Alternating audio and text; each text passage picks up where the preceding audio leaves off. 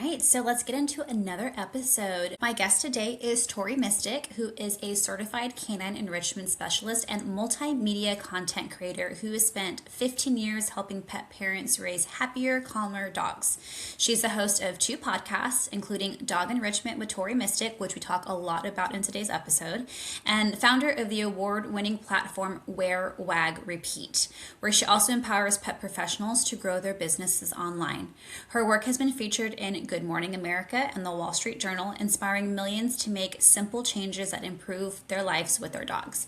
A Pittsburgh native, Tori shares her life and occasionally an unattended croissant with her chocolate senior lab, Bert, who you will see in the background of today's episode if you are watching it. So with that, let's go ahead and meet Miss Tori. All right, everybody, and welcome back to another episode of the Pup and Away podcast. This is my first podcast episode of 2026, and I'm very excited to be joined with Tori Mistick today. For those of you guys who are new to the show, or this might be the first time you're listening, my name is Stephanie. I am also known as Steph the Pro Dog Mom. I am a certified canine nutritionist, behaviorist, trainer, and the very proud owner of Pup and Away in San Antonio, Texas, where we specialize in pet care with the behavioral edge. So like I said before, I am joined by Tori Mistick. I'm actually, Tori, not gonna lie, I am pretty new to knowing who you are. I think you have, do you have like a PR like management team that reaches out to other podcasts? Or no, it's all me. That's amazing. So, I do it all, you reached out to me and you're like, hey, I think, our podcast could jive together. And I'm not gonna lie, when I first read Enrichment technician, I was like, okay, well, we talked about enrichment before. I don't know if we really need to talk about that again, but I very quickly devoured your limited series of enrichment podcasts. It's a 10 episode series, correct? Yes. Yeah. Thank you so much. I am so proud of that little like mini series. And as a podcaster, 'cause I've been podcasting for 8 years with my other show, and it's just like keep recording until the end of time. And so it was really refreshing for me as the creator to have this like 10 episode thing, and it allowed me to really make each episode super special. So I'm glad you liked it. Yeah, I loved it. And even, it opened, I've been a dog trainer since 2013, so 13 years. I know a lot about enrichment, but even still, you were able to open my eyes and kind of expand that a little bit for me. So for that, thank you. I'm excited. And before we started recording, we were just kind of talking a little bit about weather. So for those, I usually obviously will not release this the same day that we're recording. So we are recording this on Monday, January 26th. And we are all I'm not snowed in anymore. Tori, it sounds like you're snowed in though. I am very much snowed in. There's not been a plow who's come by my street, and we got like 18 inches of snow. So Bert and I, my almost 14-year-old lab, we are staying home. We've gone on some walks, but the snow, it's like it comes up to his belly. So not very long walks. Yeah, for sure. And, I'm in San Antonio, so it's not snowing here, but us Texans have no idea what to do when it's cold. Like we are not savvy to it whatsoever. We had a huge snowstorm in 2021, and that like gave us all PTSD. I don't think you've recovered from that even still. No. I was not doing any panic buying at the grocery store, but people were like prepared. But I think we did learn a little bit of something, because at least our power did not go out. Thank goodness. We don't have any busted pipes. So, but I think a lot of us, as we're recording this, are still kind of stuck inside. We're not walking around much because it's very cold and icy. You're not walking around too much because it's very snowy. So I think enrichment is a perfect topic for us to cover today. Unfortunately, we didn't cover this before today. So I know. Well, guys, bookmark this. Remember it for next time. Next time, right? Yeah. So you have 15 years of experience in dog training, in podcast? You said you've been podcasting for 8 years, but I've been podcasting for about 8 years, but I started my blog almost 15 years ago. It's called Wear, Wag, Repeat. And, if I had known this was going to become my career, I might have chosen an easier to say name than that. But here we are. And I've been blogging about my life with dogs for that whole time. And, somewhere in the midst of that, I I realized, dog influencing and dog mom influencing became like this whole industry. I like to say I was on the front lines. I was one of the early people doing that. But there was this boom in being a dog mom influencer and a dog influencer. And there were all these people out there sharing advice that I didn't think was the greatest advice. And that's when I decided to really just dive in. I got certified in dog or pet first aid and CPR. And then I got certified in canine enrichment because I thought it was really important if I have a platform and I'm sharing content online that it's trustworthy, it's researched, it's science-backed, and it's not just someone who's had a dog for 1 year and decides that they're an expert and they're going to go viral on TikTok or something. So I think it's really important that safe, reputable information gets out there. And I've been really lucky to be able to use my platform to do that. I love that. One of the things, I'm taking notes because I have my own notes, but as you say stuff, I'm like, oh yeah, I forgot about that. One of my favorite things about your podcast is you cite scientific papers. I'm huge on that. Like I said, if I'm going to be presenting any of my listeners, any of my clients with any information, not only did I hear it from someone who's reputable, but I also did my due diligence and my research to make sure that I didn't just hear something that somebody said. So that was probably one of my favorite things about your podcast is, you're presenting these enrichment ideas, but why you actually should really consider doing it. It's not just because Tori said so, but because all the scientific reasons behind those fun activities. Right. And it was kind of hard to find some studies because, canine enrichment, although it's a big buzzword, like you say, oh, I've already covered it all. Like, why even do another episode? For us, we talk about it all the time. But I think the scientific community, it takes a long time to do these studies if they're done in a reputable way. Yeah. And there's not always a ton of funding for these types of things, dog behavioral studies. So I really did my research and did a lot of work. And something else that was interesting when I was researching for all of this is that a lot of the studies were using dogs in shelters or service dogs who are highly trained. And there wasn't a whole lot on pet dogs. So we do have to kind of extrapolate a little bit and fill in the gaps a little bit to see how this stuff pertains to our pet dogs. But a lot of the studies are done in kind of more controlled environments because that's how they're going to get data that they can actually use. Yeah, I thought that was a very interesting specificity. Wow. When you're a podcaster and don't know words right off the top of your head. It was a specific thing that you like to, there's a cross section. It's not just dogs, but there's a difference between pet dogs and service dogs or shelter dogs. And, in the nutrition realm, we don't have much of any, there is some, but very little research on dog nutrition. We're honestly extrapolating. It's not funded by Mars, right? Exactly. Yeah. Thank you for putting that cherry on top. Just saying. Because that's so important. But we have to extrapolate a lot of this information from studies that were done on humans or on mice. And obviously, when we're talking about dog enrichment, I think dog nutrition too, but I think dog enrichment, it is very important for us to have studies from dog subjects because we're trying to give things to the dog to make their life more quality. And I think that's just important to also have the difference between pet dogs and shelter dogs, and even though they're all dogs. They're all dogs, but what I tried to make this limited series podcast very relevant to pet dog owners.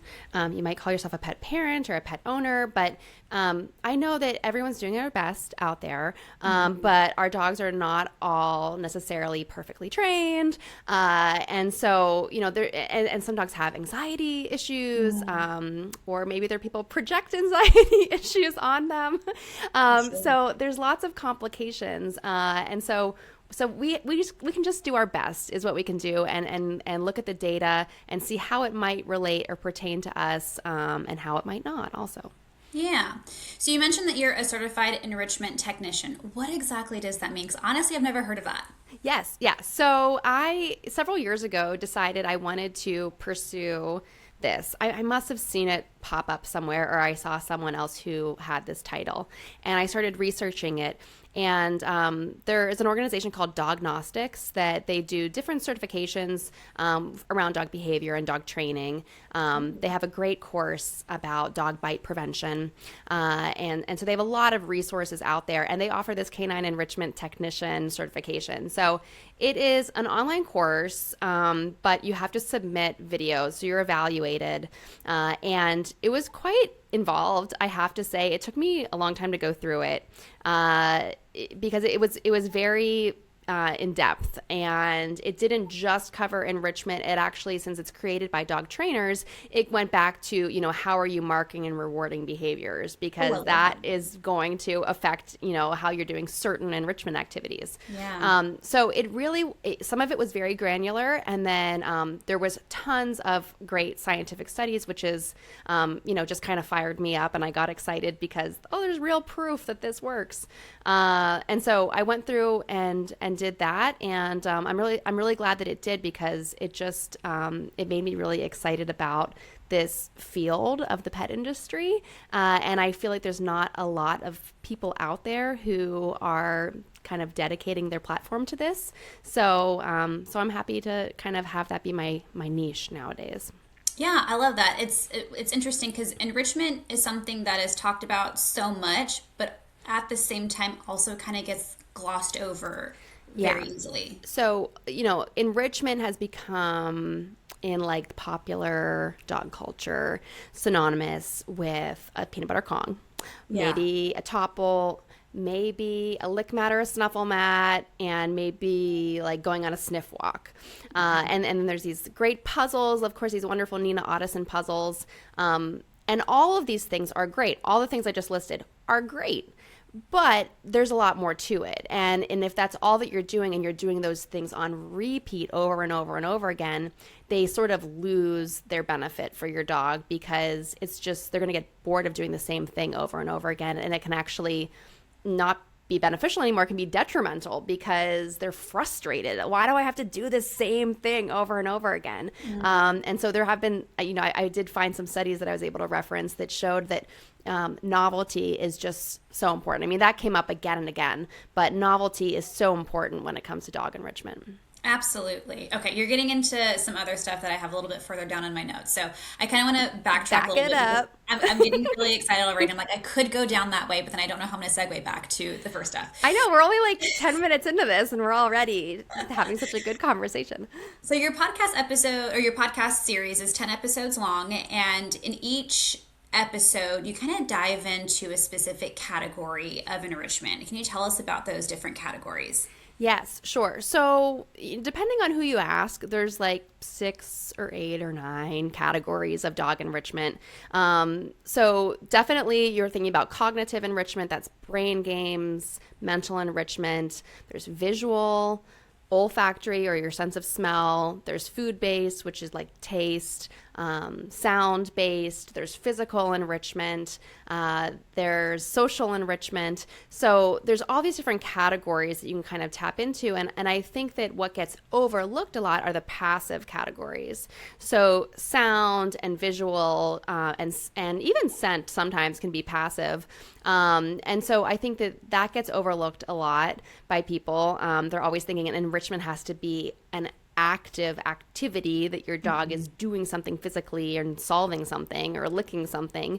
But there's actually great benefit to just changing your dog's environment or playing music for them. So there's a lot that you can do. So each episode is a deep dive into one of those categories.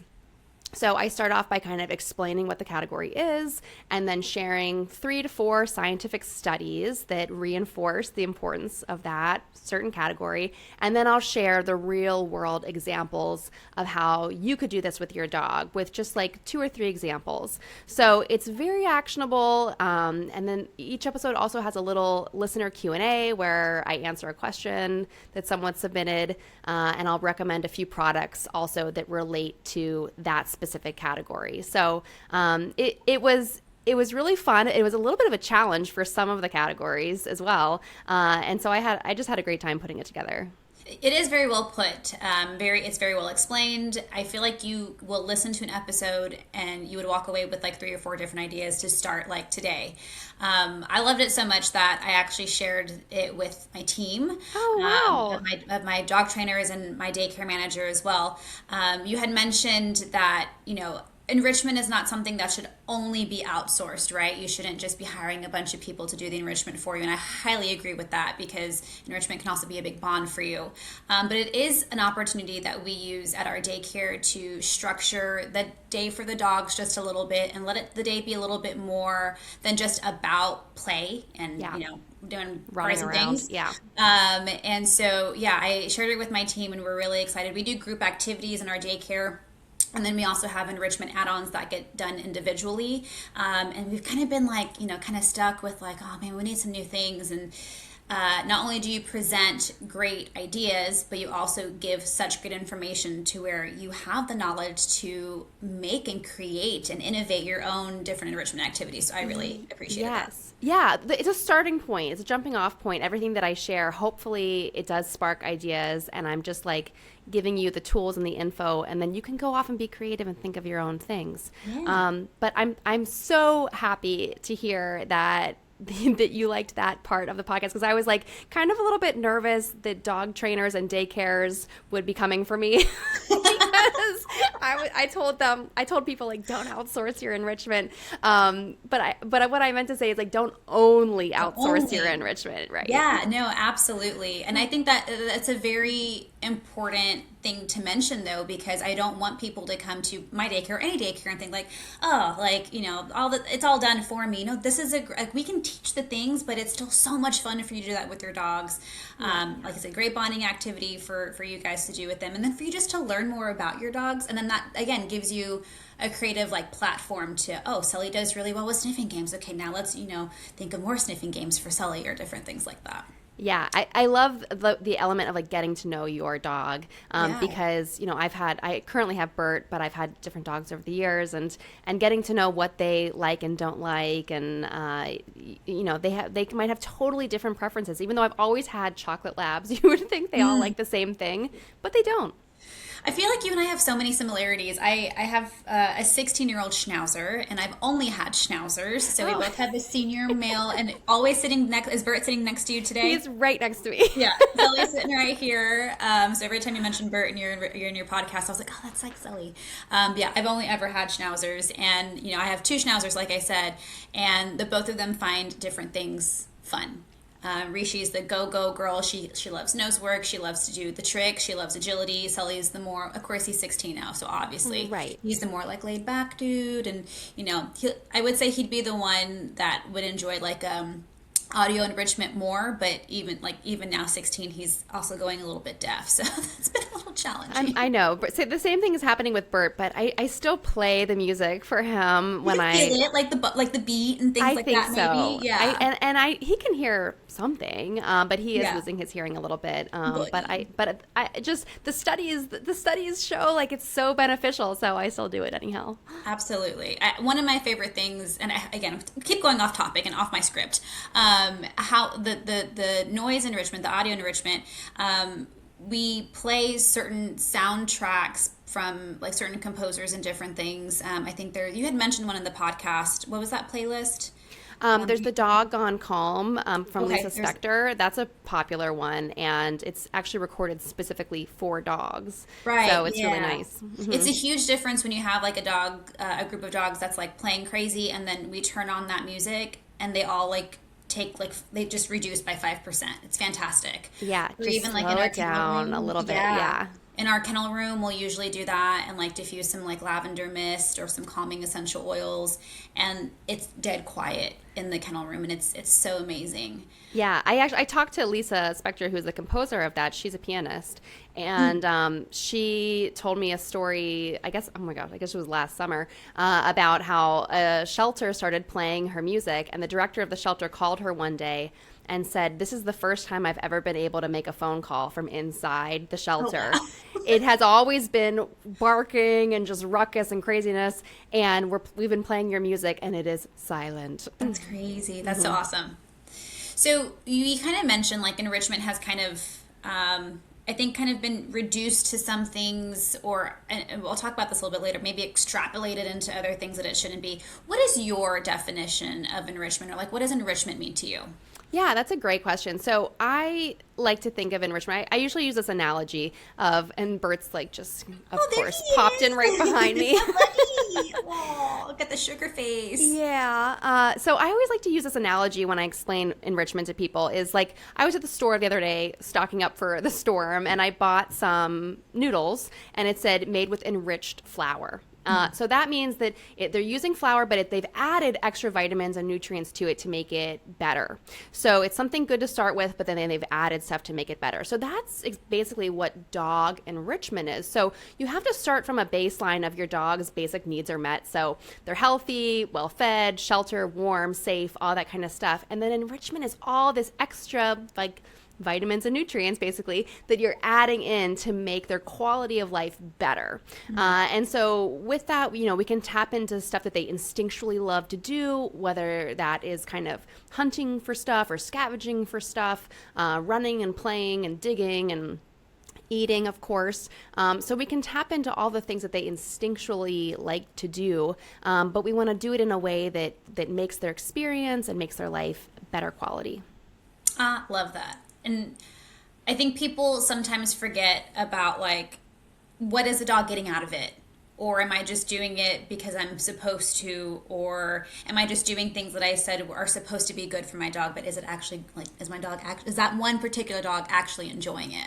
Right. Or, you know, I think that we label a lot of stuff as enrichment. So people will say, oh, you know, I'm taking my dog to the brewery with me because it's good social enrichment for them.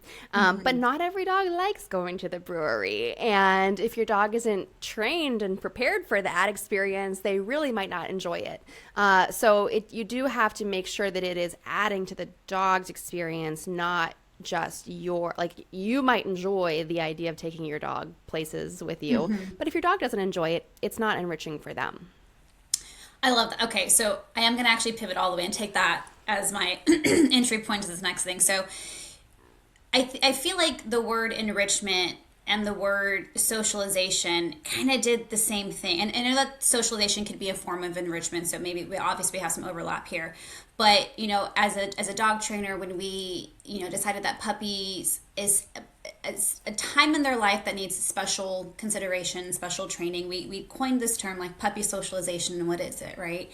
And what it's supposed to be is like a gentle exposure to many different things to create bounce back for your puppy. So then that way, as an adult, when they experience new things, they have the life skills to literally bounce back from, oh, that was scary, to, okay, but now I can overcome it. Socialization has now turned into this thing of, like, not just because my dog enjoys it, but because my dog needs to get used to something. Like, we hear this all the time as a doggy daycare. Like, we have this big question, why do you want your dog to come to a daycare? Oh, because he needs to socialize. Okay, but why do you think that they need to socialize? Because when your dog came, they're sitting in a corner and they're not wanting to socialize. So, you know, I feel like socialization kind of took this really big, you know, we tended to extrapolate it to mean something that it's not. Are there things that, you know, with enrichment that you're seeing that you feel like the public has started to misunderstand about enrichment? Definitely. The first example that I thought of while you were talking is this, like, desensitization versus enrichment. And I think that can happen with sound enrichment too. Okay. So, you know, you could play, we talk about novelty in dog enrichment. That's very important. So you could play novel sounds for your dog and it could be enriching. So, you know, if, like, we live in the city, so I could play some, like, farm sounds or forest sounds or whatever. And, you know, if Bert's hearing is good enough and he can hear it, it might be enriching for him to just be like, whoa, what's that? Like, that's interesting. This is like a different change of pace. I feel like I'm in a different environment. Like, that's kind of cool. But doing sound desensitization is kind of different. So with my old dog, Lucy, we actually did some sound desensitization training because I had to fly with her. So I played some airport noises for, like, weeks before we went to the airport and had to fly on a plane. So maybe that it can be enriching. There can definitely be overlap, but like sound desensitization is just different than Yeah. sound enrichment, and neither one is good or bad. But they're just different, and I think that people do kind of put the wrong labels on things. Yeah, I agree with that. Are there some things that people say often regarding enrichment that make you think like, oh, we can expand so much more on that, or like, oh, you took that a little too far, bring it back in? Well, I'll tell you, my biggest pet peeve about dog enrichment is people are like, this only took my dog 5 minutes to do. Yes. Yes, it's too easy for them. Uh-huh, Yeah. yeah. Or they only left me alone Oh, for 10 minutes or whatever. And it like breaks my heart, honestly, to hear that because, your dog wants to spend time with you. I mean, it's a cliche to say, your dog is part of your life, but to you, to them, you're their whole life. And so I think that's such a cliche, but it is true. yeah. Your dog wants to do things with you and bond with you. So I really don't like when people are looking for enrichment activities that get their dog to leave them alone for the maximum amount of time. I just think you're missing the whole point of this whole thing. You're missing the I point of agree. having a dog, I agree. really. Yeah. So even if it is only 5 minutes of playing hide and seek or doing some trick training or hand targeting or like whatever little game you want to play for 5 minutes, a little scavenger hunt in the living room. If you're just doing that for 5 minutes, I think that's can be more beneficial than getting your dog to go leave you alone for 45 minutes, chewing or licking on something that they're going to get frustrated. Like 45 minutes is usually a little too long for some of Yeah. these activities, and it can lead your dog to be frustrated. But I think people tend to kind of want those sort of things when they want their dog to leave them alone. And Yeah. there's other solutions to that. I agree. What would you say to someone who says, this specific enrichment is too easy and I don't want to do it anymore? Yeah. Well, so like, yeah, it might be, you might think that it's easy because your dog like quote unquote solves it very quickly. But that doesn't necessarily mean that they didn't enjoy it or didn't get any Yeah. benefit from it. So, we do scavenger hunts all the time in my house. And so, sometimes my dog Bert will find the treats very quickly because I put them in an easy hiding place. That doesn't mean that he didn't enjoy it. There's something called the seeking principle, I believe, and it's just the concept that dogs and animals enjoy the prospect of finding something. So the actual finding of the treat or eating the thing or whatever is really great and that's enjoyable. But the prospect of searching and seeking for the thing is pleasurable to them in and of itself. So even if it's really easy for Bert to find the treat, he is finding joy and pleasure in the activity of seeking and looking for it. So Yeah. even if it's really easy, it doesn't mean that it's not beneficial.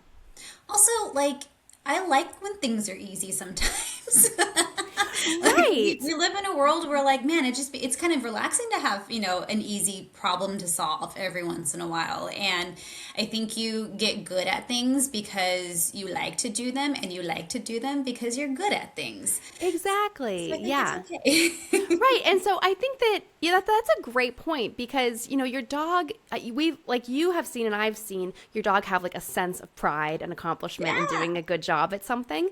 And I think if more people could see that little sparkle in their dog's eyes, they would get it more. Yeah. And doing simple things that your dog is good at, it is going to boost their confidence. And enrichment is a really great way to boost your dog's confidence. One of the suggestions that you had made in the podcast, and I hate to be saying all the great secrets about the podcast because I really want everyone to go and listen to it, but one thing that I was like, oh my God, that is so genius. Why didn't I think of that? We all obviously know that food puzzle toys are, in my opinion, one of the easier ways to give enrichment, right? Because if you're on a time crunch, you could just fill up that, that Kong Yeah, or you don't that have to think bubble about it. put it down. And for most dogs, if they're food motivated, which most dogs are, they, it's pretty easy for them to find something to enjoy with it.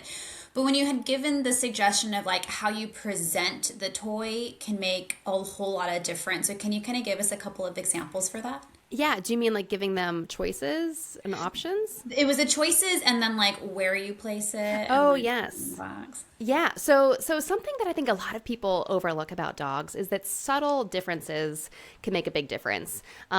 This is you could consider this kind of environmental enrichment, but just sort of changing how they're getting the thing. So, for example, I just did this yesterday because, like we said, I'm snowed in here.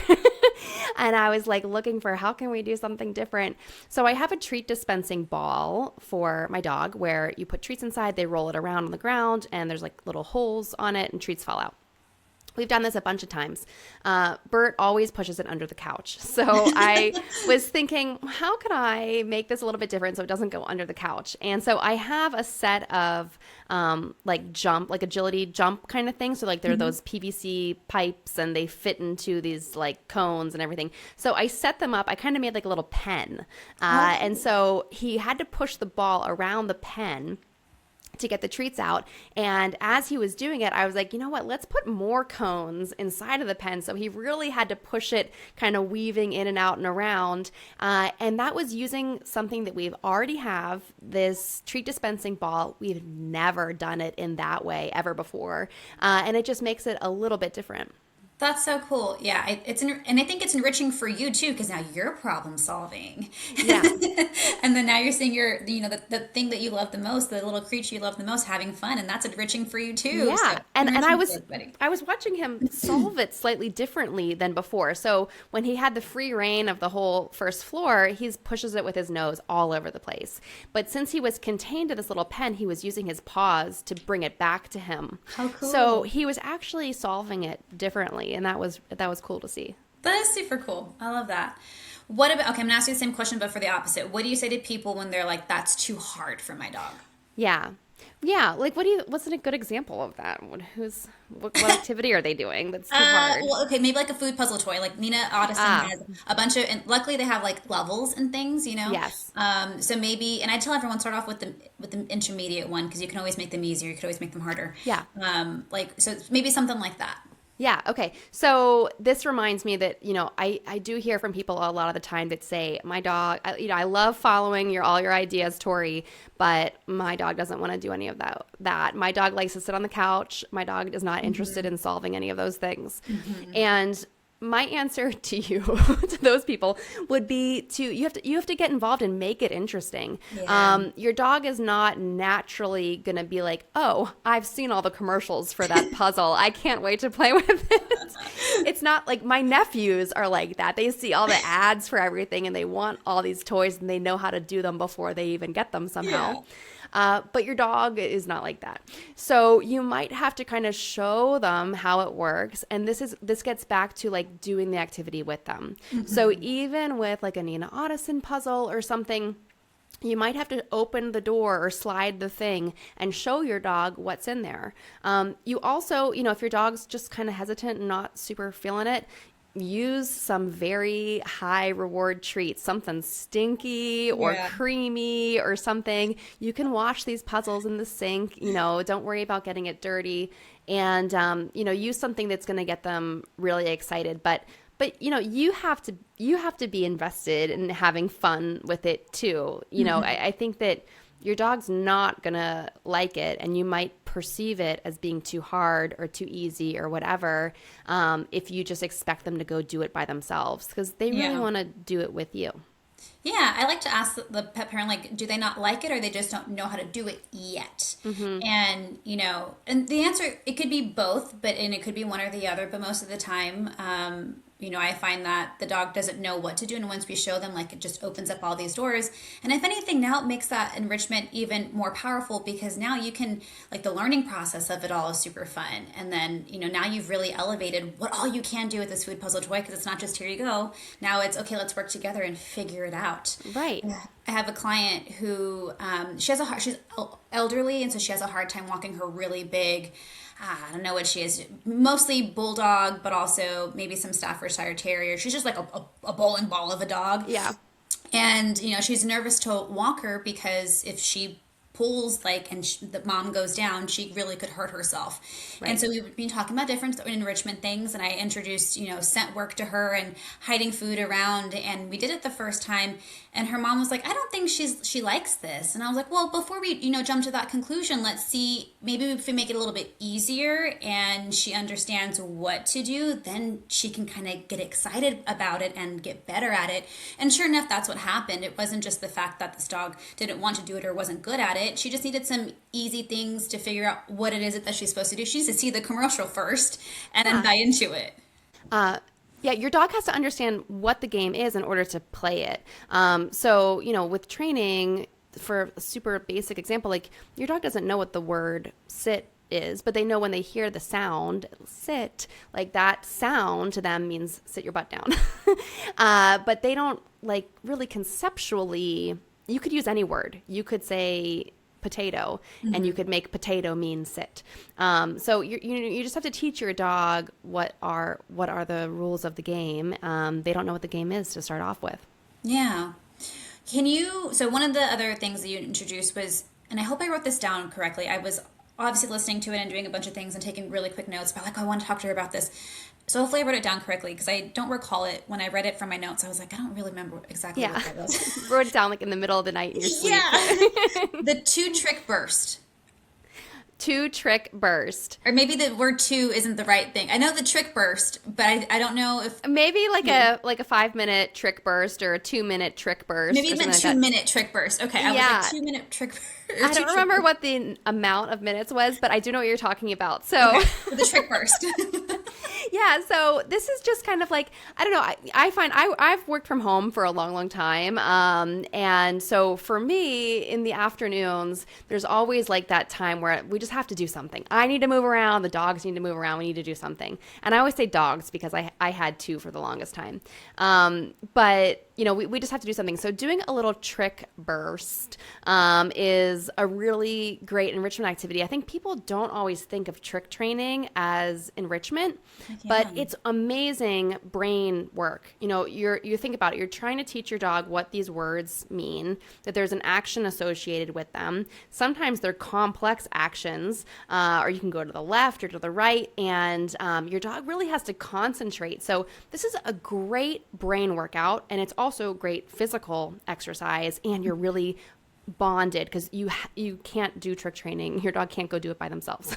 Yeah. So you have to do it together. And I just think that it is one of the most overlooked activities you can do with your dog, because if you do it in a way that you're rewarding them, that you're building them up and building up their confidence, it is really going to boost their confidence and their positivity. Mm-hmm. So, dogs that I think do destructive behaviors out of boredom, or are just frustrated or have anxiety, I think that doing a trick training burst, it helps to build their confidence and their bond with you. And I think that can help so much. So it's to me just a super concentrated, great thing that you can do for just 2 or 5 minutes. Gotcha. So maybe I misunderstood it when I was listening to it, because I'm also listening to it at 5 speed and driving at the same time. I'm really just trying to devour as much content as possible. Is also a 2-minute trick burst, you're practicing kind of rapid fire the tricks they may already know as well? Yeah. Okay. So Okay. definitely, it can be whatever level you're at. So Gotcha. you could adapt this for a lot of different dogs. But my dog Lucy, we did AKC trick dog stuff. So she had a big repertoire of tricks. So we could tap into ones that she knew but doesn't do very often and kind of review them. But if you're brand new to this, maybe shake or twist or spin. Maybe that's the level that your dog is at. And the important part, which you reiterate, I'm sure all the time with dog training, is to end on a high note. To make sure that they understand it, and that you're not ending with frustration for either you or your dog. Yeah. When I listened to that episode, that was my understanding. It was 2 minutes where we're just rapid fire, random, random order all the tricks that you know and just like keep it for fun. And the reason why that one called out to me is because that's actually a technique that I use in my reactivity work. Whenever I have dogs who are training, you know, they get reactive when they see another dog or a person on the walk. We utilize that, you know, that trick burst in a way to, okay, we just experienced something kind of like, oh, that was really tough to get over, to recenter their brain. So then that way, before we move on, you know, further into the environment, I can make sure that all your cortisol that just went up now has a chance to come down, and you're not going to be as triggered when we experience the next thing. So I was like, oh, like, it can be used for multiple things. Yeah, yeah. No, I used to do that all the time with Lucy because she was a little leash reactive. So sometimes we'd be walking, and of course, like very unpredictably, a certain dog on a leash across the street would trigger her. And so I started doing tricks on walks with her also. And it got to the point where, you know, she was so conditioned that if she saw another dog, she'd be at me, like trying to target her nose onto my hand, like, come on, reward me. I'm doing the right thing. Yeah, so she was exceptionally smart, and she always like got like, what's the end point of this? Yeah. Oh my gosh, I love that. That is too funny. Okay. Yeah. So that was like my bridge between. Obviously, we know there's a lot of like overlap between training and enrichment, but there was another something that you had mentioned that made me think that there was an overlap between enrichment and nutrition. Yeah. And that was obviously when you were talking in your taste episode. What are some different ways that, maybe like one or two ways that you can incorporate food, not just from like a food puzzle toy aspect, but you know, to kind of just bring liveliness to their taste buds? Yes, I love this. So the food or taste episode that I did, you know, everyone already knows, let's stuff a Kong or a Topple or do a food puzzle. So I was like, how can we think about this differently? And think about, you know, enrichment's about adding things, adding novelty. And so with food and nutrition, we can do that in a ton of different ways with different textures, different tastes, different foods. So for instance, you know, if your dog, if their belly agrees with this, you could add some blueberries or strawberries or pomegranate seeds to their food. My friend who, Hannah Zulueta, she's a traditional Chinese medicine dog nutritionist. And so she will recommend adding certain herbs. So like cinnamon is something that she recommends for older arthritic dogs because it's very warming. And basil is a great one to add because basil is just very beneficial. And parsley is like a very dense superfood. When I learned that from her, I started adding parsley to the dog's food and my own food because it's just so good for you. But for your dog, that's like a sensory experience. Like in their bowl to have fresh herbs is so different than what they are usually served on a daily basis, that it is giving them that novelty that is so enriching to them, and then it's also nutritionally very beneficial. Yeah, I like my little nutritionist heart was just like doing all kinds of happy dances while I was listening to that episode, because from a nutritionist standpoint, you know, we want to feed a variety of foods because the more foods that we feed, the more diverse the gut microbiome is going to be, and therefore we have better just gut function. And a lot of our dogs have a hard time being transitioned to a new food, not because dogs can't do it, but because we've conditioned the dog's body to not be used to change, because I'm going to feed you the same bag for 3 months and possibly your whole entire life. So their body forgets how to digest other things. I like to tell people it's like, you know, when a vegetarian decides to eat meat again, it's not that their body can't digest it. It's the fact that the body kind of forgot how to digest it, needs to like warm itself back up. And so when we start to introduce foods, not only just to keep it fun for them, well, now we have a really cool log of all these different foods that your dog loves. So not only are we keeping it fun for them, but we're also just utilizing all these different nutrients to support the body in many different ways. Exactly like what you said, you know, cinnamon to help arthritis, parsley. That's something that I got my sister into giving her dogs because coriander, which is also parsley, is actually really great for dogs with seizures, and her dog is epileptic. Oh. My dog is epileptic, and I didn't know that. Okay, yeah. So her dog has she hasn't really been able to really pinpoint like the best way to manage, and it kind of ebbs and flows. When she started adding a little bit of parsley, fresh parsley, into her meal, she was like, she didn't stop having seizures, obviously, but the frequency of it like significantly decreased to the point where she always has parsley on hand. Yeah.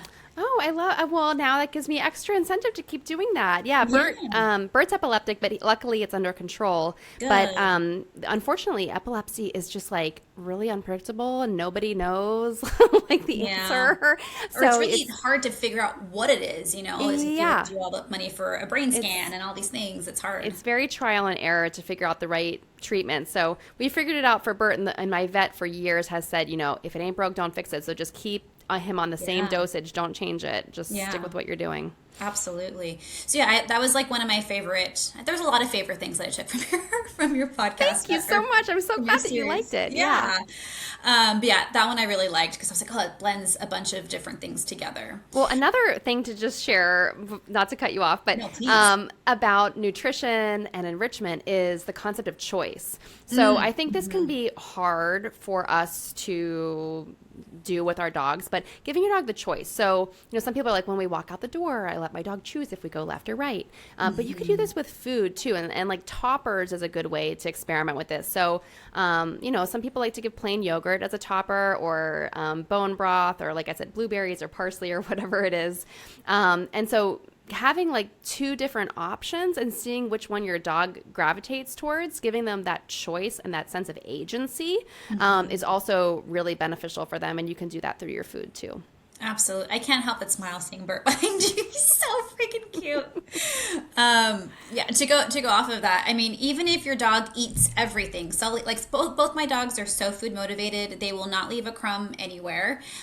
So for them, if I'm giving them choice, it's not a matter of which one are you going to eat. It's more of which one are you going to eat first. And Exactly. still, that's still so much fun for them to experience, not just Yeah. Sometimes I'll split Bert's food up into like 3 different slow feeder bowls. Okay. And I'll make him sit and wait, and I put them all out, and then it's just fun to see which one does he go to first. And he eats them all, of Yeah. course, but What is Bert's favorite enrichment activity, if you can think of one for him? yeah. So he and now he's like, I hopefully not messing up our sound here because he's nudging my microphone.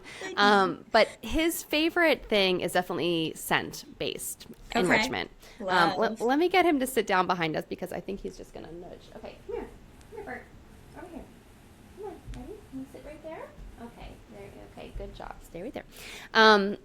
So he loves doing any kind of scent-based enrichment, and I found this out sort of the hard way, where he is always just finding things with his nose. So I rescued him when he was 6.5, and there was all kinds of stuff in my house that my old dog Lucy never got into ever. And then all of a sudden Bert came in, and I'm like, oh, how did you find this? I didn't even know this was here, because he could just find everything with his nose. And so after a year or two of having him here in our lives, I found out about Barn Hunt, which is this super fun scent-based dog sport where your dog is running around in this ring with hay bales, and they're trying to find a rat that's in a tube. So don't be too appalled, everyone. You don't actually have to like touch the rat, and they don't catch them. The rats are not harmed. In Rats are fact, treated very well. they're someone's pets. They're very well treated. But we got into doing Barn Hunt, and oh my gosh, that was so fun. We don't really do it anymore because he's a little bit older now. But we had so much fun, and he had so much fun doing that and just prancing around and sniffing and finding everything. So once I realized what an amazing nose he had, we do a lot of scent-based things. And that's also great for seniors as your dog is aging. Even though they might not see so well or hear so well, your dog pretty much is always going to have a great sense of smell. Yeah. And not only that, but it's easy for them, and also it does provide gentle movement because they have to move to the next spot to sniff. So it's a great way, I still recommend walks and things like that, but in case the long walks aren't that big of, or aren't on the menu for your dog, or fast walks or anything like that, can still blend a little bit of that physical stimulation as well. Barn Hunt is on Rishi, my other dog. It's on her bucket list because I think she would absolutely love that. I think it's made for schnauzers. Yeah. Like, you have to do it. So I think she would just love it. I just haven't found a spot here that is like within a reasonable distance to me.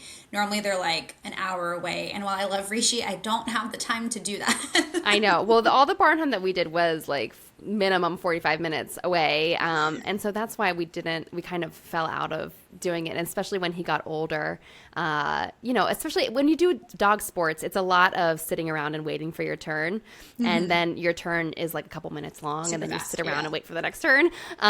So, as he got older, I was like, we'll just kind of do our own activities at home. Yeah, I love that. Tori, is there anything else that you want to mention about dog enrichment that we haven't covered? Well, we've covered so much, and thank you so much for, hyping up the podcast. If anyone wants to check it out, it's Dog Enrichment with Tori Mistick. And like I said, my blog name, Wear, Wag, Repeat, is hard to say. So I also have toriknowsdogs.com, and that will take you right to my blog where you can find the podcast, mental enrichment activity pack, which is cool if you want some activity ideas explained really easily for you to do. And yeah, just come say hi. Yeah, and I'll definitely be dropping all of those links in the show notes so that way everyone can have easy access to everything. I'm kind of the same way though. So my company that I have, also the same of my podcast, Pup and Away. It's hard to say that over the phone. Yeah. People are like pop, and I'm like, no, up, and I'm like, it sounds like up and away, but it's pup and away. Yeah. And then when you mix in my long name, Stephanie at pupandawaysa.com is my email address. It's just, it's hard sometimes.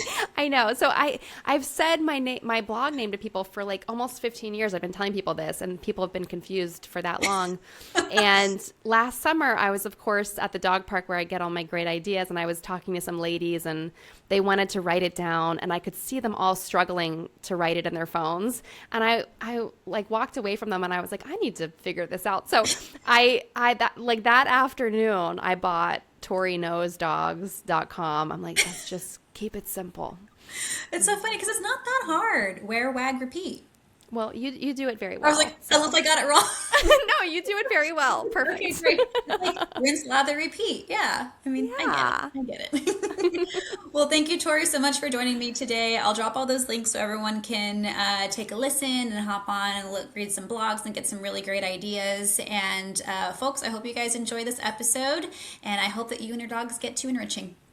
Yeah, thank you so much for having me. This was a great conversation. My pleasure. Hey friends, so one thing I wanted to clarify, when Tori and I were talking about coriander and parsley for seizures, coriander is not parsley, coriander is cilantro. So I just wanted to correct my mistake there. I bet all the herbalist and gardeners might be mad at me that I got those two mixed up, but in my defense, they look very similar. So coriander is not parsley, coriander is cilantro.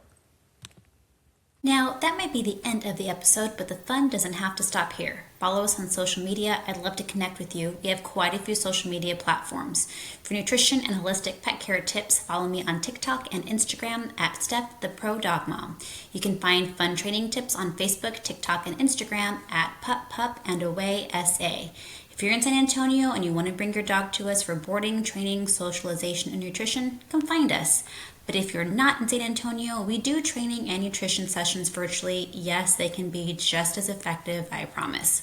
Please rate, review, and subscribe to my podcast on whatever platform you listen on. And please, please, please share with a friend. The positive reinforcement of knowing people actually listen to this and find it valuable helps motivate me to keep on recording. We'll see you guys at the next episode.